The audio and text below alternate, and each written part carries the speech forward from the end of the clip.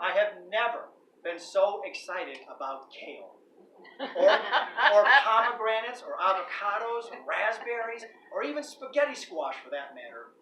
Now to clarify, I love to eat, and I've always been an enthusiastic fan of fruits and vegetables of all kinds.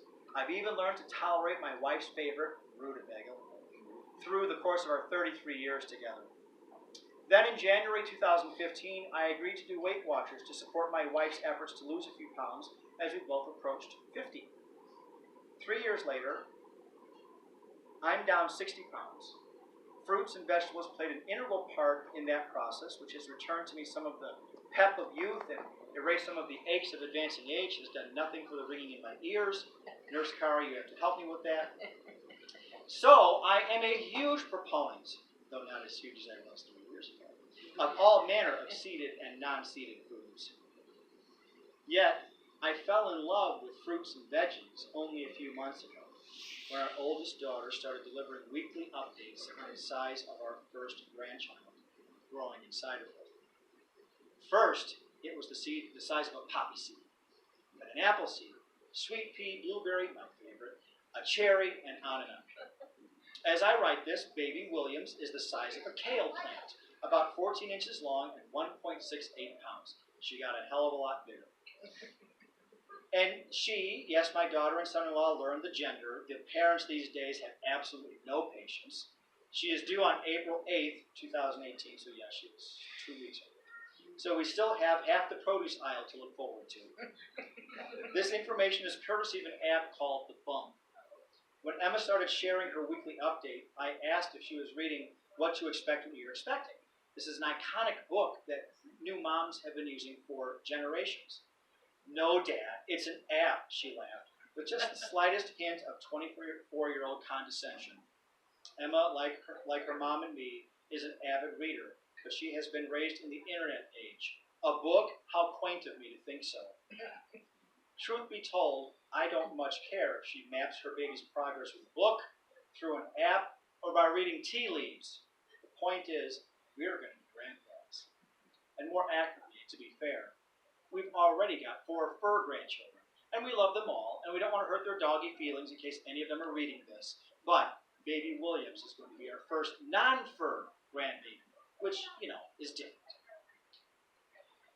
The idea of being grandparents is fascinating and thrilling and weird. Fascinating for its possibilities, thrilling for the fun that we expect to have with our grandchild, and weird because most grandparents that I know are, well, old. At least they're older than I think of myself and my wife. We're both in our early 50s. Kelly was 26 and I was 27 when we had Emma. Olivia came along 2 years later. All 4 of our parents were in their mid and late 40s when our kids were born. So I guess this is about right. But it does feel odd. Yet as the cliche goes, age is just a number.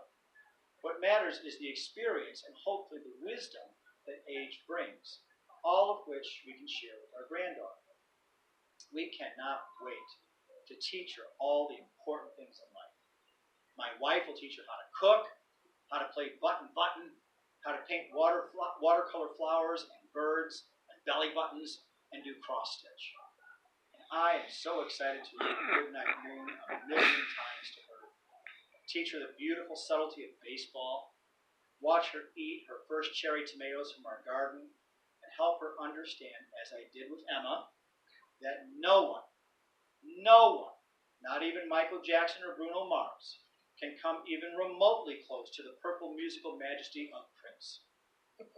All very important skills and insights that will help, in ways both big and small, any young person to navigate these very strange times. And we, as prospective Nana and Papa, are anxious to do our part. And even more important than what we can teach her is what baby Williams will teach our daughter and son-in-law. They will learn that children are difficult. They are noisy. They are impertinent. They are pushy. They are demanding and inconvenient and snarky and mean and heartbreaking and disappointing and confounding and smelly. especially later as teens. They are smelly.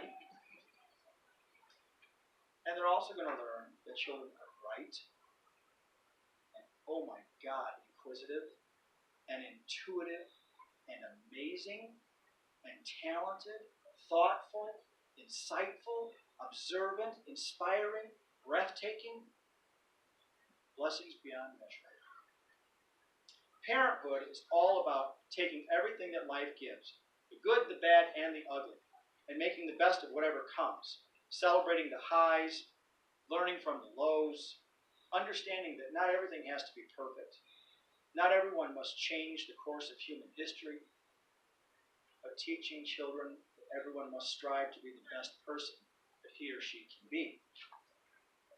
Our children may fail, just as we did, but the struggle through the failure is in many ways, and for most of us, its own best reward. Children are life itself.